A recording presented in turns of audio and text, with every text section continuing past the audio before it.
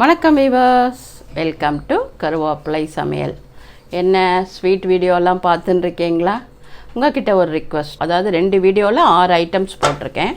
அதெல்லாம் நீங்கள் பார்த்துருப்பீங்க. அதில் நீங்கள் ஏதாவது பண்ணியிருக்கீங்களா, இல்லை ஏதாவது நியூ ரெசிபி உங்களுக்கு தெரிஞ்சால் கூட அதை ஷேர் பண்ணலாம். ஏன்னா நம்ம எல்லாருக்கும் போடலாம்ல, ஈஸியாக இருக்கணும். ஆனால் ரொம்ப காம்ப்ளிகேட்டடாக இருந்தால் நமக்கெல்லாம் டைம் கிடையாது, அதெல்லாம் பண்ண முடியாது. ஏன்னா நான் என்ன மாதிரி வீட்டில் இருந்தால் பரவாயில்ல, எல்லாருமே இப்போ 2 பேரும் ஆஃபீஸ் கோயர்ஸ். அதனால் நம்ம ஈஸியான ரெசிபி இருந்தால் என் கூட ஷேர் பண்ணிக்கோங்க, சரிங்களா? புதுசாக ஏதாவது உங்களுக்கு வேணும்னாலும் கமெண்ட் பண்ணுங்கள். அது மாத்திரம் இல்லாமல் இப்போ நான் என்ன பண்ண போகிறேன், அடுத்ததாக தேன் நெல்லிக்காய் மூலிகை டீன்னு சொல்லுவோம்ல, அந்த மாதிரி பவுடர்லாம் பனங்கல்கண்டு வச்சு போட்டு ரெடி பண்ணலான் இருக்கேன். உங்களோட ஐடியாவை எனக்கு சொல்லுங்கள். ஏன்னா மூலிகை டீன்றது என்ன, நம்ம எல்லா மூலிகையும் அரைச்சி பனங்கல்கண்டு போட்டு அதை ரெடி பண்ணிட்டோன்னா ஜஸ்ட்டு நீங்கள் ஹாட் வாட்டரில் கொதிக்க வச்சு ஃபில்டர் பண்ணி குடிச்சிடலாம். அவ்வளோ உடம்புக்கு நல்லது. அதை பண்ணலான்னு எனக்கு திடீர்னு ஒரு ஐடியா வந்தது நேற்று தான். உங்ககிட்ட கேட்டுட்டு அதை செய்யலாமா அப்படின்னு நான் டிசைட் பண்ணியிருக்கேன். அதான் அப்புறம் சுக்குமல்லி காப்பி இதெல்லாம் கூட போடலாம் நம்ம வியூவர்ஸ்க்கு. ஏன்னா எல்லோரும் வெளியில் போகிறாங்க, டைம் இல்லை. நம்ம ஹோம்லி ப்ரிப்பேர்ட்னா எல்லாருக்குமே தெரியும். ஆளை வச்சு பண்ணும்போது நம்ம சுத்தம் பண்ணி க்ளீன் பண்ணி ஹோல்சேலாக வாங்கி நன்னா பண்ணுவோம். அதனால் அது உங்ககிட்ட ஒரு ரிக்வெஸ்ட் வைக்கிறேன். இன்றைக்கி நம்ம என்ன பண்ண போகிறோன்னா, வித்தியாசமாக எல்லாம் ஒரே மாதிரி பண்ண வேணான்ட்டு ஒரு ரவையை வச்சு ஒரு முறுக்கு பண்ண போகிறோம். கொஞ்சம் அரிசி மாவு தேவைப்படும்.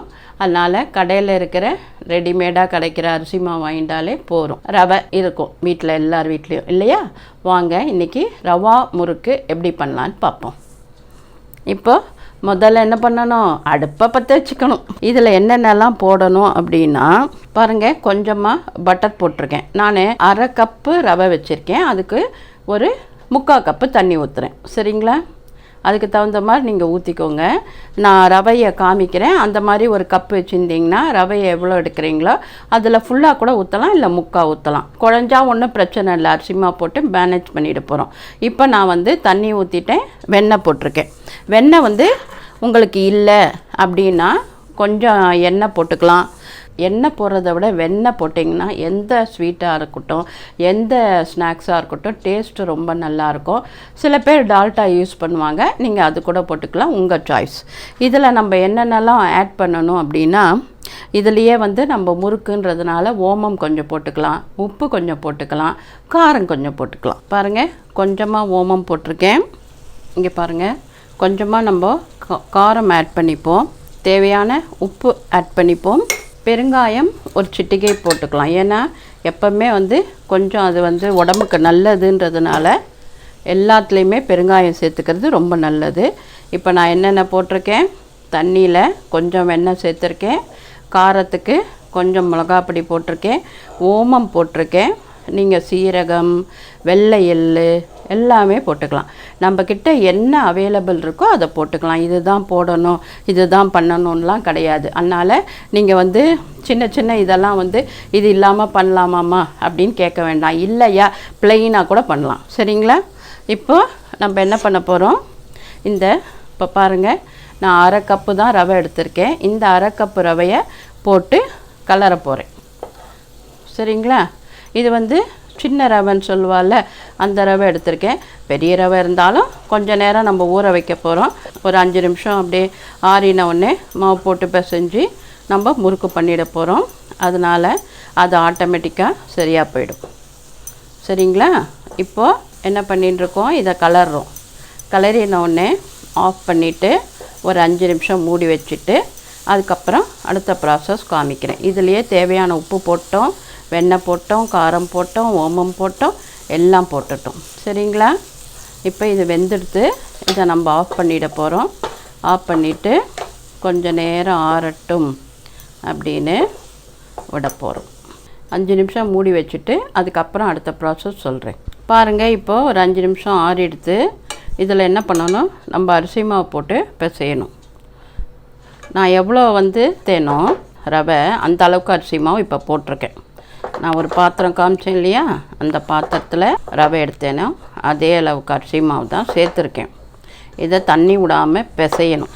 அப்புறம் தண்ணி வேணும்னா நம்ம சேர்த்துக்கலாம். நிறையா பேர் போன வாட்டி கூட தேங்காய் பால் முறுக்கு கேட்டீங்க, அதை கூட பண்ணணும், பண்ணுறேன். ஏன்னா தேங்காவை துருவி அரைச்சி அதை பால் எடுத்து வைக்கணும் இல்லையா, அது ரொம்ப டிஃபிகல்ட் டாஸ்க் இல்லையா. நான் பண்ணிடுவேன், எல்லோரும் கொஞ்சம் வந்து வேலைக்கு போகிறவங்கெல்லாம் கஷ்டம் இல்லை, அதனால சொல்கிறேன். பொறுமையாக பிசைங்க, கொஞ்சம் சூடாக தான் இருக்கும். சரியா?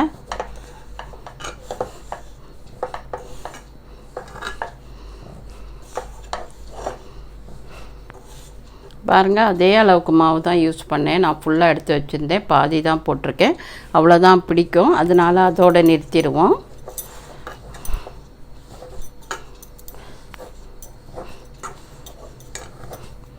நல்லா பிசைஞ்சு கரெக்டாக எல்லா மாவும் போக க்ளீனாக வரட்டும், அந்தளவுக்கு பிசைஞ்சிக்கோங்க. கண்ணாடி வளையல் தான் வாங்கி வைக்கணும். எப்போவுமே பொம்மநாட்டி குழந்தையெல்லாம் கையில் கண்ணாடி வளையல் இருக்கணும் அப்படின்னு என்னோடய அம்மா எல்லாம் சொல்லுவாள். அது வந்து அந்த ஓசை வந்து வீட்டில் வந்து இந்த கண்ணாடி எழுப்புகிற ஓசை வந்து வீட்டுக்கு வந்து ரொம்ப நல்லது. இந்த துர்சக்திலாம் வீட்டில் இருக்காதான். எப்படி மணி அடித்தா எல்லாம் வந்து வெளியில் போய்டும்னு சொல்லுவாள்.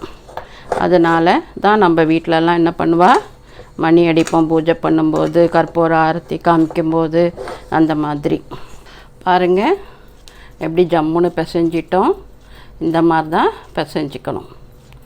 சரிங்களா? இதை பிசைஞ்ச உடனே நம்ம போட்டு எண்ணெய் போட்டு புழிஞ்சு எடுத்தோன்னா நம்மளோட முறுக்கு ரெடி. சூப்பராக பிசைஞ்சிட்டோம். நல்லா பிசைஞ்சிட்டோமா? சரி, இப்போ என்ன பண்ணணும், குழைவியில் போடுற மாதிரி ஷேப் பண்ணிக்கணும். ஷேப் பண்ணிக்கிட்டு நம்ம அது உள்ளே போட்டுடணும். போட்டு புழிஞ்சு எடுத்தோன்னா நம்மளோட இது ரெடி. இப்போ பாருங்கள், இப்போ மாவு நம்ம ஆறிடுத்து பிசைஞ்சு வச்சுட்டோமா. நம்ம என்ன பண்ணணும், கொஞ்சம் எண்ணெய் எடுத்து இது உள்ளே நல்லா ரிங்ஸ் பண்ணிக்கோங்க. அதுக்கப்புறம் நம்ம பிசைஞ்ச மாவு எடுத்து இது உள்ளே விட்டுடுங்க. மூடிட்டு நீங்கள் புழியணும். புழிஞ்சுட்டு தான் நீங்கள் வந்து எண்ணெயில் போட்டு எடுக்கணும். ஏன்னா பிகினர்ஸு நான்லாம் அப்படியே எண்ணெயிலே டைரெக்டாக புழியுவேன். ஆனால் இந்த முறுக்குக்கு வந்து நீங்கள் இதில் தனியாக புழிஞ்சு போடும்போது தான் அந்த ஷேப் அழகாக வரும். இங்கே பாருங்கள், இப்படி நல்லா புழிஞ்சிக்கோங்க. புழிஞ்சின்ற பிறகு இப்படி நீங்கள் அப்படியே ரவுண்ட் பண்ணிக்கோங்க. அவ்வளோதான்.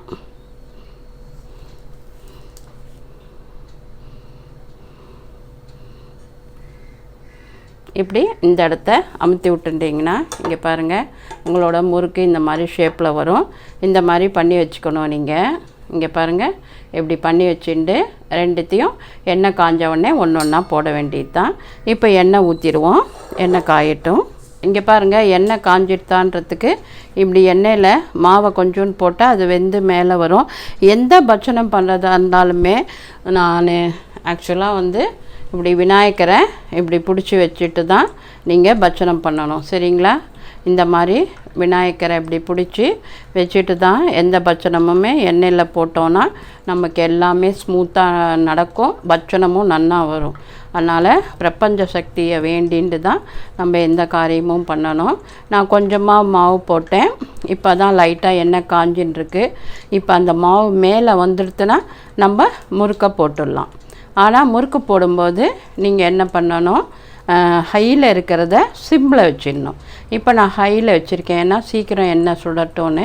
இப்போ நம்ம மாவு மேலே வந்துடுத்து நான் என்ன பண்ண போகிறேன், சிம் பண்ணிட்டேன்.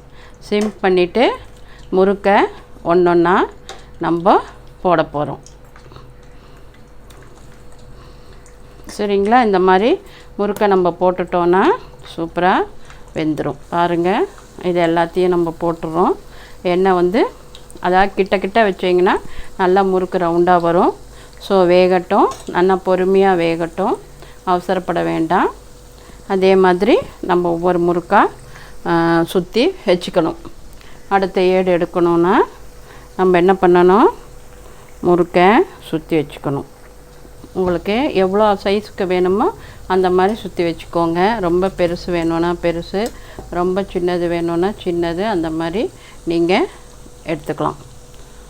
சரிங்களா?